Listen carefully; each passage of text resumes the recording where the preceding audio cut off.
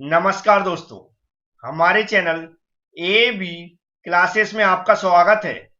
आज का सब्जेक्ट है मेट्रोलॉजी एंड मेजरमेंट, जिसके अंदर आज मैं समझाने वाला हूं माइक्रोमीटर की कंप्लीट थ्योरी। जैसे कि माइक्रोमीटर का फंक्शन हो गया, इसका वर्किंग प्रिंसिपल हो गया, माइक्रोमीटर का कंस्ट्रक्शन हो गया, इसकी वर्किंग हो गई, माइक्रोमीटर के लीस्ट काउंट को कैसे कैलकुलेट करते हैं, माइक्रोमीटर की फाइनल रीडिंग कैसे निकालते हैं और उसका क्या फॉर्मूला होता है, इन सबको मैं विथ डायग्राम समझाने वाला हूं। यदि आप समझना चाहते हैं तो वीडियो पूरा देखें, जो भी मैं समझा रहा हूं उसको ध्यान से सुने। अब मैं स्टार्ट कर रहा हूं आज के टॉपिक को, जिसमें सबसे पहले माइक्रोमीटर के इंट्रोडक्शन को समझा रहा हूं। तो स्टार्ट करते हैं। जैसा कि आप सभी लोग जानते होंगे, माइक्रोमीटर का उपयोग किया जाता है किसी ऑब्जेक्ट की लेंथ, विड्थ, थिकनेस और डायमीटर को मेजर करने के लिए। ये तो नॉर्मल माइक्रोमीटर का उपयोग हो गया, लेकिन इसको डिफाइन कैसे किया जाता है? तो डिफाइन करने का तरीका होता है जो हमारे इंस्ट्रूमेंट होते हैं उनके क्लासिफिकेशन के आधार पर कि माइक्रोमीटर किस टाइप का इंस्ट्रूमेंट होता है। तो स्टार्टिंग में आपने क्लासिफिकेशन पढ़े होंगे कि जो हमारे इंस्ट्रूमेंट होते हैं वह स्टार्टिंग में पहले दो टाइप्स के होते हैं। एक होते हैं प्रिसीजन मेजरिंग इंस्ट्रूमेंट और दूसरे होते हैं नॉन प्रिसीजन मेजरिंग इंस्ट्रूमेंट। तो जो हमारा माइक्रोमीटर है वह टाइप्स होता है प्रिसीजन लीनियर मेजरिंग इंस्ट्रूमेंट का। कौन सा टाइप होता है? Precision linear measuring instrument types का इंस्ट्रूमेंट होता है माइक्रोमीटर, जिसका मतलब होता है माइक्रोमीटर की सहायता से हम किसी ऑब्जेक्ट की डायमेंशन को एक्यूरेसी के साथ मेजर कर सकते हैं। एक्यूरेसी आप सब लोग जानते होंगे, किसी ऑब्जेक्ट की डायमेंशन को हम पॉइंटों में करेक्ट मेजर कर सकते हैं। दूसरा क्या होता है, जो हमारे इंस्ट्रूमेंट होते हैं वह डिवाइड होते हैं दो भागों में मेजरिंग के आधार पर। एक तो लीनियर, जो हमारा लीनियर स्टैंडर्ड होता है, दूसरा होता है एंड स्टैंडर्ड। पहला लीनियर स्टैंडर्ड, दूसरा होता है एंड स्टैंडर्ड। तो जो हमारा माइक्रोमीटर है वह किस कैटेगरी में आता है? वह आता है एंड स्टैंडर्ड की कैटेगरी में। तो एंड स्टैंडर्ड की कैटेगरी में आता है। तो एंड स्टैंडर्ड क्या होता है? हमारा माइक्रोमीटर किसी ऑब्जेक्ट की जब डायमेंशन को मेजर करता है तो उसकी दोनों सरफेसों को टच करता है, और दोनों सरफेस कैसी होती हैं? एक दूसरे के पैरेलल। तो वह होता है एंड स्टैंडर्ड। इसके अलावा माइक्रोमीटर के अंदर स्केल भी रहती है और यह डायरेक्ट रीडिंग बताता है। तो यह किस कैटेगरी में आता है? ग्रेजुएटेड इंस्ट्रूमेंट की कैटेगरी में आता है। ग्रेजुएटेड इंस्ट्रूमेंट की कैटेगरी में आता है। ये होते हैं क्लासिफिकेशन के आधार पर माइक्रोमीटर किस टाइप का इंस्ट्रूमेंट होता है। माइक्रोमीटर टू टाइप से हम स्टडी करते हैं। एक तो होता है एक्सटर्नल माइक्रोमीटर और दूसरा होता है इंटरनल माइक्रोमीटर।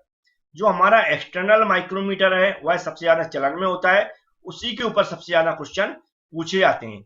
आज मैंने एक्सटर्नल माइक्रोमीटर का ही एग्जांपल लिया है इसकी कंप्लीट वर्किंग समझाने के लिए। अब जो माइक्रोमीटर है, जब किसी ऑब्जेक्ट की डायमेंशन को मेजर करते हैं तो हम क्या करते हैं, अलग अलग साइज के ऑब्जेक्ट होते हैं तो उसके आधार पर हमारे माइक्रोमीटर भी अलग अलग साइज में उपलब्ध होते हैं। ये तो नॉर्मल इंट्रोडक्शन की बात हो गई। अब हम इसकी बात करते हैं वर्किंग प्रिंसिपल की।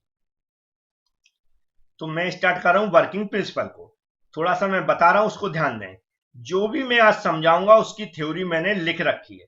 थ्योरी लिखने का पर्पज है कि जब भी आप समझ लेते हैं तो कई बार ये प्रॉब्लम आती है बहुत सारे स्टूडेंटों को कि हम इसको लिखें कैसे या नोट्स कैसे बनाएं। इसी के आधार पर मैंने यहाँ पर थ्योरी लिख रखी है कि जो भी मैं समझा रहा हूं उसको आप आसानी से लिख सकें और नोट्स बना सकें। अब बात करते हैं प्रिंसिपल की। तो इसका जो माइक्रोमीटर का वर्किंग प्रिंसिपल बेस्ड होता है किस पे? इसके स्क्रू और नट के आधार पर। किस पे? स्क्रू और नट के आधार पर। अब स्क्रू और नट के आधार पर कैसे वर्किंग प्रिंसिपल है या कैसे काम करता है, इस डायग्राम के थ्रू थोड़ा सा मैं समझा रहा हूं। यहां पर देख रहे होंगे एक नट लगा रहता है, ठीक है। ये जो पार्ट्स के नाम लिखे इनको सबको मैं समझाऊंगा वन बाय वन। यहाँ पर जो भी मैकेनिज्म है, यहाँ पर क्या लगा रहता है? एक नट लगा रहता है, ठीक है। नट लगा रहता है। नट क्या होता है हम जानते हैं, इसको टाइट करने के लिए और ढीला करने के लिए। अब टाइट और ढीला करते तो उससे होता क्या, ध्यान से सुने। इस यहाँ पर जो नट लगा रहता है उसको जब हम खोलते हैं तो यहाँ पर एक मूवेबल स्पिंडल लगा रहता है। मूवेबल का मतलब घूमता है। ये आगे को बढ़ता है और पीछे को बढ़ता है। जब इसको हम टाइट करते हैं तो ये आगे को बढ़ेगा और इसको ढीला करेंगे तो ये पीछे को हटेगा। जब ये आगे और पीछे बढ़ता है तो उसके साथ साथ क्या होता है, यहाँ पर एक थिम्बल लगा हुआ है, थिम्बल दिख रहा होगा, थिम्बल पे बनी हुई है एक स्केल। क्या बनी हुई है? स्केल, एक स्केल बनी हुई है। और थिम्बल जो मूव करता है, घूमता हुआ है, किसके ऊपर घूमता है? मेन स्केल के ऊपर। यहाँ पर एक मेन स्केल बनी हुई है, इसके ऊपर घूमता है। मतलब ये आगे को बढ़ता है और पीछे को बढ़ता है इस स्पिंडल के आधार पर। स्पिंडल आगे को बढ़ेगा तो ये थिम्बल भी आगे को बढ़ेगा, स्पिंडल पीछे को खिसक गया, थिम्बल भी पीछे को खिसकेगा जैसा हम नट को घुमाएंगे। तो अब क्या होता है, ये सर्कुलर डायरेक्शन में मूव करता है कौन? थिम्बल। जब ये सर्कुलर डायरेक्शन में मूव करेगा तो जो एक, जब भी ये सर्कुलर डायरेक्शन में जो स्केल बनी हुई है ये थिम्बल, जब ये एक चक्कर पूरा करेगा तो यहाँ पर जो यहाँ पर दिख रहा होंगे ये यहाँ पर जो स्केल बनी हुई है उसमें क्या होता है, एक पिच कंप्लीट क्या करता है, घूम लेता है। कितना? एक पिच के बराबर घूमता है। जब ये थिम्बल हमारा एक चक्कर पूरा कंप्लीट करेगा तो एक पिच के बराबर यहाँ पर घूम लेता है। एक पिच के बराबर का मतलब, घूमने का मतलब ये होता है, ये तो थिम्बल एक चक्कर पूरा घूमेगा लेकिन इसके ऊपर मूव करेगा जो हमारा यहाँ पर मेन स्केल लगी हुई है, एक पिच के बराबर मूव करेगा। ठीक है, और भी ध्यान से समझ लें, जब ये एक पिच के बराबर मूव करेगा ये इसके अंदर जाता है, जब खुलेगा तो बाहर की ओर भी ऐसे ही एक पिच के बराबर बाहर की ओर निकलेगा और अंदर की ओर आएगा। ठीक है, इतना आपको समझ में आ गया होगा। ठीक है, और एक मेन पॉइंट है उसको भी याद रखें, जब ये हमारा थिम्बल सर्कुलर डायरेक्शन में मूव करता है, कैसा? सर्कुलर मतलब गोलाकार मूव करता है, तब यहाँ पर जो मेन स्केल बनी हुई है उस पर ये लीनियर डायरेक्शन में खिसकता है। कैसा? लीनियर डायरेक्शन में आगे बढ़ता है, लीनियर डायरेक्शन में ही पीछे हटता है। और लीनियर डायरेक्शन में कितना आगे बढ़ेगा और कितना पीछे हटेगा, इसी को मैं बता रहा था कि जो थिम्बल जब एक चक्कर पूरा करता है तो लीनियर डायरेक्शन में आगे की ओर कितना, एक पिच के बराबर बढ़ेगा। ऐसा ही जब थिम्बल एक चक्कर पूरा पीछे की ओर करेगा तो लीनियर डायरेक्शन में एक पिच पीछे हटेगा। ये होता है इसका स्क्रू और नट के आधार पर ये बेस्ड रहता है कि इसी स्क्रू और नट के आधार पर ही इसकी डायमेंशन को मेजर करता है और उसकी रीडिंग को बताता है। यही होता है स्क्रू और नट। यहाँ पर थ्योरी लिखी है, इसको पढ़ सकते हैं। अब हम इसके कंस्ट्रक्शन की बात कर रहे हैं जिसमें एक एक पार्ट्स को मैं विथ थ्योरी समझाता हूं। तो यहाँ पर हम बात कर रहे हैं सबसे पहले फ्रेम की, मतलब जो यहाँ पर पार्ट्स का नाम लिखा है सिर्फ उसी की बात करेंगे। तो फ्रेम आपको यहाँ पर लिखा दिख रहा होगा जहां पर हम एरो चला रहे हैं, ये आपको सेमी सर्कुलर टाइप में यहाँ पर ऐसा दिख रहा होगा। इसके एक एंड पर, जो एंड यहाँ पर दिख रहा होगा जहां पर एरो चला रहा है रेड कलर में, क्या लगी हुई है? फिक्स्ड एनविल लगी हुई। फिक्स्ड एनविल का मतलब होता है यह एकदम फिक्स रहती है, कोई भी मूव नहीं करती है। और कैसी रहती है? इसका जो टिप रहता है जहां पर हमें किसी ऑब्जेक्ट को लगाना है वह एकदम हार्ड रहती है, जिससे उस पर कोई भी इफेक्ट ना पड़े किसी भी हम ऑब्जेक्ट को यहाँ पर जब रखते हैं मेजर करने के लिए। इसके दूसरे एंड पर पूरा मैकेनिज्म रहता है। क्या रहता है? पूरा जो भी मैकेनिज्म रहता है, जो भी हमारे माइक्रोमीटर का, इसके दूसरे एंड पर रहता है। यह जो फ्रेम बना रहता है वह बना रहता है कास्ट स्टील या मेलेबल कास्ट आयरन का। तो ये तो हो गई हमारे फ्रेम की बात। फ्रेम के दोनों एंड एनवेल और जो हमारा मूवेबल स्पिंडल लगा हुआ है एक एंड पर, इन दोनों के बीच में ही किसी ऑब्जेक्ट को हम फिक्स करते हैं जिसकी डायमेंशन को मेजर करना है। अब इसकी नेक्स्ट पार्ट की बात करते हैं। नेक्स्ट कर रहा है एनविल, यहाँ पर लिखा हुआ है एनविल। एनविल की ही बात करेंगे, जैसे कि यहाँ पर रेड कलर में एनविल आपको दिख रहा होगा, फिक्स्ड एनविल। फिक्स का मतलब होता है ये क्या होता है, एकदम फिक्स रहता है, जिस स्थान पे उस स्थान पर ही रहेगा। ठीक है, इसका उपयोग क्या होता है, इसकी सहायता से हम क्या करते हैं, जिस भी ऑब्जेक्ट की डायमेंशन को मेजर करना है यहाँ पर हम फिक्स कर सकते हैं एनविल और स्पिंडल की सहायता से। स्पिंडल मूवेबल होता है, याद रखें। ठीक है, अब यहाँ पर जो फिक्स करते हैं तो इसकी जो बनावट रहती है उसमें इसका जो सरफेस होता है, जिस सरफेस पर कोई ऑब्जेक्ट टच करता है मेजरिंग के लिए, वह ऑब्जेक्ट एकदम हार्ड बनाया जाता है। क्या है? जो इसकी टिप रहती है जो आगे की, वह एकदम हार्ड बनाई जाती है। हार्ड बनाने का मतलब पर्पज होता है जिससे उस ऑब्जेक्ट को इस पर टच कराएं तो क्या होगा, इस पर कोई भी ज्यादा इफेक्ट ना पड़े और डायमेंशन एक्यूरेसी के साथ मेजर कर सके। यह जो निकली रहती है वह लगभग 3 mm के समथिंग निकली रहती है। ये तो हो गई एनविल की बात। अब नेक्स्ट पार्ट की बात कर लेते हैं। नेक्स्ट है स्पिंडल। स्पिंडल के बारे में अभी मैंने ऊपर भी बता दिया, यहाँ पर दिख रहा होगा ब्लू कलर में ये लिखा मूवेबल स्पिंडल। मूवेबल स्पिंडल का मतलब होता है ये आगे को बढ़ता है और पीछे को बढ़ता है, जिसे बोलते हैं टू एंड फ्रो डायरेक्शन। और लीनियर डायरेक्शन में ही आगे को बढ़ता है, लीनियर डायरेक्शन में ही पीछे बढ़ता है। किसकी सहायता से बढ़ता है? जो यहाँ पर जो मैकेनिज्म बना हुआ है, रेट्स मैकेनिज्म है, यहाँ पर जो नट लगा रहता है उसकी सहायता से आगे को बढ़ता है और पीछे को। आगे और पीछे को बढ़ने का पर्पज होता है ऑब्जेक्ट की साइज के आधार पर।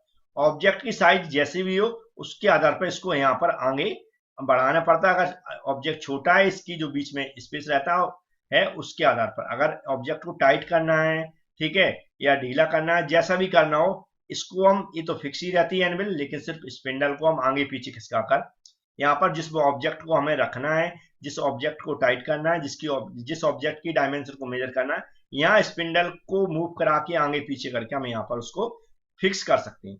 ये एनविल का क्या होता है, फंक्शन होता है। इसके अलावा जो यहाँ पर स्पिंडल लगा हुआ है, स्पिंडल का जो फंक्शन होता है मैं बता चुका हूँ। स्पिंडल को यहाँ पर प्ले नहीं होना चाहिए। प्ले का मतलब होता है ऊपर नीचे आगे पीछे ढीला नहीं होना चाहिए, ठीक है। जैसा जिस पोजीशन में इसको बनाया गया उसी पोजीशन में होना चाहिए। अगर ये प्ले हो जाता है तो क्या होगा, उस पर जो भी पोजीशन होगी ऑब्जेक्ट की उस पर सही नहीं आएगा, थोड़ा बहुत नीचे ऊपर जाएगा एनविल की तुलना में, तो क्या होगा, उसमें एरर आना स्टार्ट हो जाएगी जो डायमेंशन हम मेजर करते हैं। तो ये होती है स्पिंडल की बात। थोड़ा सा मैं समझाने की कोशिश की स्पिंडल के बारे में, यहाँ पर कुछ लिखा हुआ है वो भी समझ सकते हैं। अब नेक्स्ट पार्ट की बात करते हैं। अब बात कर रहे हैं हम स्लीव और बैरल की। जो बीच में आपको मेन स्केल दिख रही होगी इसी की बात कर रहे हैं, समझ लो। तो ये स्लीव बैरल यहाँ पर फिक्स रहता है, ठीक है। इस पे बनी जाती है मेन स्केल। क्या बनी जाती है, मेन स्केल। इसको अच्छे से समझें। इसके जो मेन स्केल पे यहाँ पर जो डायमेंशन को मेजर करने के लिए जो खांचे बने हुए हैं, जो स्केल बने हुई है, उसके हर एक पॉइंट के बीच में जो गैप रहता है कितना रहता है, 0.5 mm। इसको आपको याद रखना है। जो हमारे यहाँ पर जो स्केल बनी हुई है वह कितने गैप में बनी हुई है, 0.5 mm में बनी हुई है। मतलब 0.5 तक की हम मिनिमम डायमेंशन मेजर कर सकते हैं। लिस्ट काउंट की बात बाद में करेंगे। अभी जो यहाँ इसके खांचे के आधार पर जो डायमेंशन के खांचे बने हुए हैं उनके बीच में जो गैप है वह कितना है, 0.5 mm का होता है। ये आपको समझ में आ गया हो। बकाया कुछ थ्योरी भी लिखी है, उसको आप पढ़ सकते हैं। तो ये हो गई मेन स्केल या बैरल की बात। बैरल के ऊपर या स्लीव के ऊपर ही मेन स्केल बनी रहती है। और मेन स्केल के ऊपर मूव करता है थिम्बल, ये भी याद रखें, क्योंकि ये मेन स्केल तो यहाँ पर आपको दिख रही है, क्लियर दिखेगी। ये आगे पीछे खिसकता है, ये थिम्बल दिख रहा है, ये आगे को बढ़ेगा तो ये डायमेंशन यहाँ पर इसकी आगे बढ़ता जाता है। उसी कैसे मेजर करते हैं डायमेंशन, कैसे ये आगे बढ़ेगा, ये अभी मैं वर्किंग में बताऊंगा। तो ये आप इतना समझ गए होंगे स्लीव और बैरल क्या होता है। अब नेक्स्ट पार्ट की बात कर लेते हैं। ये यहाँ पर थिम्बल लिखा दिख रहा होगा। नेक्स्ट पार्ट है कैसे, कौन सा, थिम्बल, जो कि आपको यहाँ पर लिखा दिख रहा होगा। इसके बारे में थोड़ा सा मैं समझा रहा हूँ, ध्यान से सुने। सबसे पहले ये कैसा रहता है, सर्कुलर रहता है। और ये कैसा होता है, सर्कुलर ही रोटेट करता है, ठीक है। दो बात है। तीसरी बात क्या है, इसके ऊपर स्केल बनी रहती है, सर्कुलर स्केल। सर्कुलर स्केल बनी रहती है मतलब जो सर्कुलर पार्ट होता है इसके चारों ओर क्या होती है, स्केल बनी रहती है। और कंप्लीट खांचे कितने होते हैं इसके अंदर, 50 इक्वल डिवीजन में इसके ऊपर पूरे खांचे कटे रहते हैं। कितने, 50 इक्वल डिवीजन में इसके ऊपर पूरे खांचे बने रहते हैं। सर्कुलर स्केल बोलते हैं इसको, ठीक है, क्योंकि ये थिम्बल पूरा सर्कुलर पार्ट होता है। इस पे पूरी ग्रिपिंग रहती है इसको घुमाने के लिए। ये दिख रहा है, ग्रिपिंग दिख रही होगी आपको, यहाँ पर ये दिख रहा होगा, यहाँ पर बनी हुई है, ठीक है। ये ग्रिपिंग आपने देखा होगा, इसको क्या बोलते हैं हम, ठीक है। तो ये था थिम्बल, जैसा मैंने बता दिया, इसमें पकड़ के लिए ग्रिप भी बनी रहती है, सिर्फ फिसलने नहीं, उसको सही से हम घुमा सके। तो ये होती मेन स्केल। जो मेन बात याद रखना है वह आपको याद रखना, ये सर्कुलर होता है और सर्कुलर ही डायरेक्शन में मूव करता है। और इसके ऊपर पूरी कंप्लीट जो डिवीजन होते हैं वह कितने होते हैं, 50 होते हैं। ये 50 को आपको याद रखना है और सर्कुलर स्केल को याद रखना है। और ये सर्कुलर मोशन करता है, ये भी याद रखना है। अब नेक्स्ट पार्ट की बात करते हैं। अब कर रहा है रेट्स मैकेनिज्म, जो कि लास्ट में आपको दिख रहा होगा। जैसे कि हमने बताया, इसको हम क्या करते हैं, यहाँ पर किसी ऑब्जेक्ट को, जिस ऑब्जेक्ट की डायमेंशन मेजर करना है, यहाँ पर जब फंसाते हैं हम तो इसकी सहायता से हम उसको टाइट करते हैं। इसके अलावा ये बहुत अच्छा काम करता है कि यहाँ पर अगर कोई इंस्ट्रूमेंट में प्रेशर ज्यादा लग रहा है या कम लग रहा है तो ये ऑटोमेटिक तरीके से आगे पीछे हट जाता है। हम एक बार इसको रख देंगे तो फिर इंस्ट्रूमेंट को ये जो भी ऑब्जेक्ट है उसको एडजस्ट कर लेता है। इसकी विशेषता है, इस तरह का मैकेनिज्म होता है।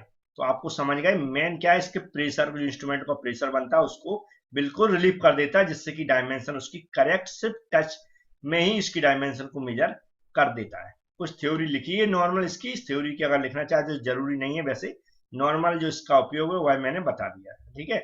इसकी सहायता से ये हमारा जो यहाँ पर सिंबल वगैरह लगा हुआ है और जो हमारा स्पिंडल है ये क्या होता है, मूव हो जाता है। और क्या होता है, जो भी ऑब्जेक्ट है जी प्रेशर के अकॉर्डिंग, जो इसका प्रेशर याद रखें, जो ऑब्जेक्ट यहाँ पर फंसाएंगे उसका प्रेशर। कई बार क्या होता है हम टाइट कर देते हैं तो क्या होता है वह ज्यादा टाइट रहेगा, लेकिन ज्यादा टाइट नहीं रहता है, ये ऑटोमेटिक तरीके से फिर क्या होगा, जैसे हम टाइट करेंगे तो जो पीछे को हट जाता है, तो क्या होगा, जिससे क्या उस ऑब्जेक्ट पे प्रेशर ना बने। तो ये तो हो गया थिम्बल का मैकेनिज्म, जो दैट्स मैकेनिज्म है पूरा कंप्लीट मैकेनिज्म तो होता है, जिसके साथ ये थिम्बल भी आगे को मूव हो जाता है और स्पिंडल भी आगे पीछे को मूव होता है टू एंड फ्रो डायरेक्शन में। अब नेक्स्ट बात करते हैं, नेक्स्ट है लॉक नट। यहाँ पर आपको ग्रीन कलर में दिख रहा होगा, ठीक है। जब हम किसी ऑब्जेक्ट की डायमेंशन करते हैं तो हम क्या करते हैं, उसको सही से सेट करने के लिए और सही से डायमेंशन मेजर करने के लिए या डायमेंशन को पढ़ने के लिए उसको हम वहीं पर फिक्स कर सकते हैं इस लॉक नट की सहायता से। लॉक नट का मतलब उसको लॉक करना, क्लैंप करना, ठीक है। इसकी सहायता से हम उसको एकदम से फिक्स कर सकते हैं, टाइट कर सकते हैं इस लॉक नट की सहायता से। तो समझ में आ गया होगा यहाँ पर लॉक नट का काम, ठीक है। स्पिंडल को हम फिक्स कर सकता है, जहां पर टाइट करना चाहे वहां पर इसको टाइट कर सकता है लॉक नट की सहायता से। अगर लॉक कर देते हैं तो ये आगे पीछे कहीं भी बिल्कुल नहीं हिलेगा और हम करेक्ट डायमेंशन को यहाँ पर पढ़ सकते हैं और मेजर कर सकते हैं। अब इसकी वर्किंग की बात करते हैं और वर्किंग स्टार्ट कर रहे हैं, ध्यान से सुने। सबसे पहले जैसा मैं स्टार्टिंग में बता चुका हूं, हम क्या करते हैं, जिस ऑब्जेक्ट की डायमेंशन को मेजर करना उनको एनवेल और मूवेबल स्पिंडल के बीच में फिक्स कर देते हैं। जो भी हमारा इसका स्क्रू और नट का मैकेनिज्म होता है, जो यहाँ पर रेस्ट मैकेनिज्म लिखा है, इसकी सहायता से। तो यहाँ पर हमने क्या कर दिया, जिस ऑब्जेक्ट की डायमेंशन को मेजर करना उसको फिक्स कर देते हैं। फिक्स करने के बाद क्या करते हैं, इस लॉक नट के साथ के उसको लॉक कर देते हैं, ठीक है। अब इसकी प्रोसीजर क्या होती है, इसका लिस्ट काउंट हमें पता होना चाहिए इसकी कैलकुलेशन के लिए। और हमें क्या करना चाहिए, दोनों स्केल, मेन स्केल और हमारी थिम्बल के ऊपर जो सर्कुलर स्केल बनी हुई है, इन दोनों को पढ़ना आना चाहिए, क्योंकि दोनों स्केल के आधार पर ही हम इसकी रीडिंग को मेजर करते हैं। तो दोनों स्केल को वन बाई वन समझ लेते हैं। तो यहाँ पर पहले है मेन स्केल, जिसे हम ग्रेजुएटेड स्केल बोलते हैं। जिस पे क्यों ग्रेजुएटेड क्यों बोलते हैं, क्योंकि इस पर स्केल पूरी बनी रहती है, जो भी खांचे बने रहते हैं। इसकी विशेषता यहाँ पर जो इंपॉर्टेंट जो पॉइंट बताना होता है वह बताना होता है, जैसे मैंने ऊपर भी बता चुका है। इस स्केल पर जो खांचा बने रहते हैं उनका गैप कितना रहता है, 0.5 mm। ये 0.5 mm मिनिमम गैप माना जाता है या मिनिमम स्केल मानी जाती है इसकी जो पढ़ने वाली स्केल रहती है। इस पॉइंट को हमें याद भी रखना है कि मिनिमम क्या है, कितना स्केल का यहाँ पर गैप रहता है, कितना रहता है 0.5 mm। इसको याद रखना, क्योंकि जब लिस्ट काउंट निकालेंगे तो उसमें यह काम आएगा। अब इसकी दूसरी सर्कुलर स्केल की बात कर लेते हैं। नेक्स्ट है यहाँ पर जो थिम्बल के ऊपर जो स्केल बनी हुई है एक सर्कुलर स्केल होती है और टोटल डिवीजन कितने होते हैं, 50। इस 50 को भी हमें याद रखना है, क्योंकि अभी मैं लिस्ट काउंट कैसे कैलकुलेट करते हैं, क्या फॉर्मूला होता है मैं बताने वाला हूं, इसलिए आपको याद रखना है कितना इसके टोटल डिवीजन कितने होते हैं, 50। और जो मेन स्केल होती है कितना मिनिमम यहाँ पर जो पॉइंटों का गैप रहता है कितना रहता है, मिनिमम 0.5। इन दोनों के आधार पर आगे मैं लिस्ट काउंट निकालना बताता हूँ, ठीक है। तो मैं ये आपको सर्कुलर स्केल भी समझ में आ गई होगी, थोड़ा बहुत समझ में नहीं आता तो आप थ्योरी पढ़ लिया करें। अब नेक्स्ट लिस्ट काउंट की बात करते हैं। तो ये लिस्ट काउंट निकालने का फॉर्मूला होता है, ध्यान से पढ़ें, लिस्ट काउंट ऑफ माइक्रोमीटर, इसको एलसी शॉर्ट में बोलते हैं। Value of smallest division on main scale, main scale पर जो सबसे स्मॉल डिवीजन है कितना होता है, मैंने ऊपर ही बता चुका हूँ 0.5, 2-3 बार रिपीट कर चुका हूँ, कितना होता है स्मॉल डिवीजन 0.5 का। और total number of division on vernier scale, vernier scale किस पर बनी जाती है, सर्कुलर स्केल होती हुआ है, वर्नियर स्केल होती है, उसकी नंबर ऑफ डिवीजन कितनी होती है, 50, जो अभी जस्ट ऊपर बताया था। तो वही दो वैल्यू रख दी मैंने, 0.5/50। तो इसको कैलकुलेट किया तो कितना है 0.01 mm। तो लिस्ट काउंट कितना होता है माइक्रोमीटर का, 0.01 mm। इसको याद रखना, ठीक है। अब हम बात करेंगे आगे, यहाँ पर जो कुछ जो लिखा हुआ है मैंने वह कुछ नहीं है, सिर्फ जो यहाँ पर लिखा हुआ है इंग्लिश में उसकी मैंने हिंदी और इंग्लिश बता दी है। कई बच्चे बिल्कुल हिंदी ही चाहिए उनको, तो यहाँ पर हिंदी मिल जाएगी, तो ये सब हिंदी इंग्लिश में लिख रखा है, बकाया फॉर्मूला यही होता फाइनल। अब बात करते हैं नेक्स्ट। अब मैं बता रहा हूँ रीडिंग को कैसे कैलकुलेट करते हैं, कैसे लेते हैं, ध्यान से सुने इसको। यहाँ पर हमने सिर्फ दो स्केल लिए, एक तो जो हमारी बैरल स्केल थी मेन स्केल, और दूसरी हमारी जो सर्कुलर स्केल थी वर्नियर स्केल। इन दोनों से कैसे पढ़ते हैं, मान लिया मैंने आगे जो भी हमारा वर्नियर स्केल, वर्नियर एक माइक्रोमीटर था, उसमें कोई ऑब्जेक्ट फंसा लिया और जिस पोजीशन में दोनों स्केल आ गए, इस पोजीशन में आने के बाद कैसे देखते हैं, ध्यान से सुने। क्या होता है, जो हमारा थिम्बल लगा हुआ है उसके ऊपर जो स्केल बनी हुई वर्नियर स्केल, वह आगे की ओर या पीछे की ओर मूव करेगा। तो जो हमारी यहाँ पर मेन स्केल बनी हुई उसके ऊपर है, तो आगे को बढ़ेगी या पीछे को हटेगी। तो हमने मान लिया इस पोजीशन में अभी फिक्स हो गई। अब कैसे पढ़ते हैं, ध्यान से सुने। यहाँ पर देखते हैं, जहां पर हम एरो चला रहा है, जहां पर ब्लू कलर के कुछ पॉइंट बने हुए हैं, यहाँ पर हम चेक करते हैं, सिर्फ इसी पॉइंट पर चेक करते हैं, हम ये देखते हैं यहाँ पर कौन से पॉइंट है। तो यहाँ पर जो पॉइंट है इस स्केल की जो गैप कितना है 0.5 का। यहाँ पर जो ब्लू कलर की लंबी लाइन है ये कितनी है 10 की है, और दूसरा कितना होगा 5.5 का होगा, दूसरा पॉइंट कितना होगा 0.5 का होगा। तो 10 तो लंबा वाला हो गया, और इसके जस्ट पहले जो पॉइंट है उसको देखेंगे। इससे जस्ट पहले अगर मान लो 10 ही वाला पॉइंट ए वाला होता तो 10 ही हो जाता, लेकिन इससे पहले एक और छोटा पॉइंट है तो 0.5 और जुड़ जाएगा, टोटल कितना हो जाएगा 10.5। याद रखें जो दोनों हमारे जहां पर मिल रहे हैं, जहां पर सर्कुलर स्केल है और जो हमारी मेन स्केल उसके बीच का ए वाला भाग जहां पर ये रुक जाता है वहीं की में जस्ट रीडिंग देखते हैं। तो वह कहां पर रुका हुआ है, तो कहां पर रुका हुआ है, ये पॉइंट वाला रुका हुआ है। पॉइंट को कैसे पढ़ेंगे, उसके जस्ट पहले वाली रीडिंग से। जस्ट पहले वाली कौन सी है 10 है, और 10 के पहले कौन सा है पॉइंट वाला निशान है, तो 10.5 हो जाएगी। इस तरह हम देखते हैं, मान लो यहाँ रुक जाती 5 पर तो कितना हो जाएगी 5, अगर 5 पे रुकती 5 कुछ पॉइंटों में रुकती तो 5 पॉइंट कुछ और हो जाता, उतना ही हम कैलकुलेट कर लेते हैं। कहीं भी रुक जाती है सिर्फ वहीं पर हम वही डायमेंशन देख लेंगे। तो यहाँ पर रुक गई है तो यहाँ पर जो डायमेंशन देखेंगे वह कितनी हो जाएगी 10.5। इसकी जो हमारी ये दिख रही है ये कितने पे है 10.5 पर। तो 10.5 किसकी स्केल होगी, मेन स्केल की रीडिंग। 10.5 मेन स्केल की रीडिंग हो गई है। अब दूसरा देखते हैं वर्नियर स्केल की रीडिंग। वर्नियर स्केल की रीडिंग देखेंगे तो वह किस पर एग्जैक्ट मिल रही है। एग्जैक्ट मिलने का मतलब होता है, देखो जो हमारी मेन स्केल है वह फिक्स रहती है, उसकी बीच की एक लाइन रहती है जिसके ऊपर भी स्केल बनी है और नीचे भी स्केल बनी है। लेकिन जो हमने ग्रीन कलर में यहाँ पर कर दिया, अपने माइक्रोमीटर दिखाया था उसमें एक बीच में स्केल बनी थी, बीच में एक हॉरिजॉन्टल लाइन बनी थी। हॉरिजॉन्टल लाइन के ऊपर जो हमारी सर्कुलर स्केल है थिम्बल वाली, उसका सर्कुलर स्केल का जो हमारी थिम्बल पे बनी हुई वर्नियर स्केल, उसका जो भी पॉइंट इसकी जो फिक्स स्केल है मेन स्केल उसके बीच वाली लाइन जो हॉरिजॉन्टल लाइन बनी हुई है उस पर जो भी लाइन एग्जैक्ट मिल जाती है वही हमारी वर्नियर स्केल की रीडिंग होती है। उसी डिवीजन को हम नोट करते हैं। जैसे यहाँ पर देख रहे हैं ग्रीन कलर की हमारी फिक्स मेन स्केल की लाइन है, ऑलरेडी फिक्स ही रहेगी। जब इसको घुमाया हमने कंप्लीट तो यहाँ पर रुका, जहां पर रुका है वहां पर देखा तो 15 वाली लाइन, जो 15 वाली दिख रही है, और जो हमारी मेन स्केल के बीच की लाइन है हॉरिजॉन्टल वाली उस पर एग्जैक्ट 15 वाली लाइन मिल रही है। तो 15 वाला ये डिवीजन हम क्या करेंगे नोट कर लेंगे। 15 डिवीजन जिस पॉइंट पे मिल रही है उसी पॉइंट को, पॉइंट किसका नोट करना है, जो हमारी सर्कुलर स्केल है थिम्बल वाली उसके पॉइंट को नोट करना है। जैसे कि 15 वाला पॉइंट मिल रहा है तो सिर्फ 15 नोट कर लेना, कोई कुछ नहीं, सिर्फ 15 नोट कर लेना। मान लो 20 वाला यहाँ आ जाता तो 20 नोट कर लेते, 25 वाला आया था 25 नोट कर लेते, मतलब 0 से 50 तक कोई भी आ जाता उसको हम नोट कर लेते हैं। यहाँ पर 15 आया तो 15 सिर्फ नोट कर लिया है। अब इसको फॉर्मूले की सहायता से कैसे कंप्लीट रीडिंग को कैलकुलेट करेंगे आगे मैं बता देता हूं। तो यहाँ पर आप देख सकते हैं टोटल रीडिंग इक्वल टू होता है main scale reading plus least count into circular scale reading.